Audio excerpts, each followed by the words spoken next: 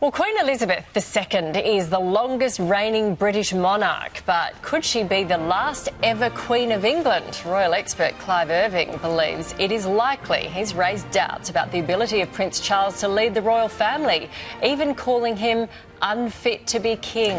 He makes the sensational claims in his new biography as he looks back on what he describes as Her Majesty's 70-year struggle to save the House of Windsor.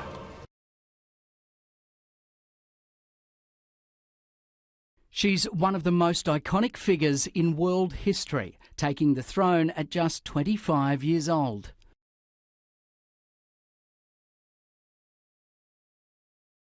But holding the firm together hasn't always been easy, with the personal struggles of the royal family chronicled in The Crown. I'm not burning, am I? Not yet. Better safe than sorry.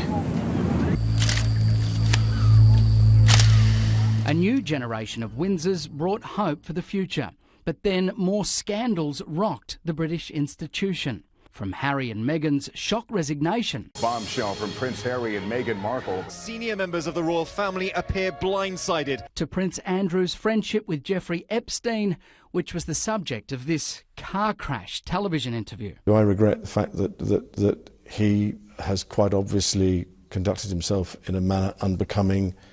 Yes.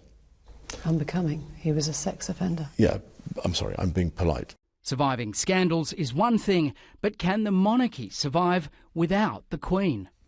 And Clive Irving is the author of a new biography about the Queen and an investigative reporter. He joins us now. Good morning. You can remember the Queen's coronation way back in 1953. Why do you think Her Majesty has lasted so long in the role and also stayed relevant in modern times?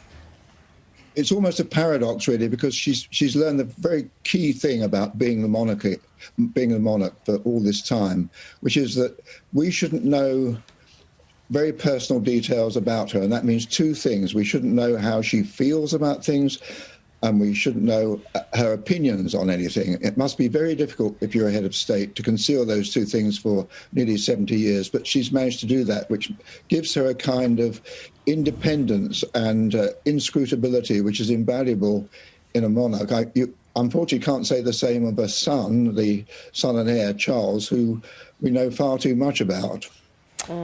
Clive, what I love about your insights here is that you certainly don't sit on the fence. You say Her Majesty is likely to be the last Queen of England. What is it about Prince Charles, as you've just mentioned there, that makes you think he might not be a good successor? Well, he doesn't have those qualities of earning what the Queen has earned. She has no constitutional authority, but she's got a very personal authority, and she's achieved that she's earned that by simply being a neutral and, as she's grown older, a very sympathetic figure, sympathetic for the nation in a kind of motherly way. She's classless, although obviously she would belong to the very higher echelons of the upper class, but she comes across as classless and warm and natural. Charles has none of those natural abilities, and in fact, he's shown that he tends towards disliking criticism of any kind and has the habits of an autocrat. So I don't think that equips him for being monarch. So what do you think he will do with the monarchy? The question that begs the question whether he should become the monarch, and by natural succession he should and probably will, and that then puts the monarchy in great jeopardy, I think, because as long as the Queen's there, the monarchy is unquestioned. As soon as she's gone, there's going to be a lot of questioning. Obviously, there's a whole new generation of very young and sceptical people wondering what exactly is this institution good for. My answer is, well, to be good for anything, it first of all has to be harmless. Fascinating to hear you say, Clive, that probably will take over. Are you suggesting that there, might actually be under consideration that it skips a generation?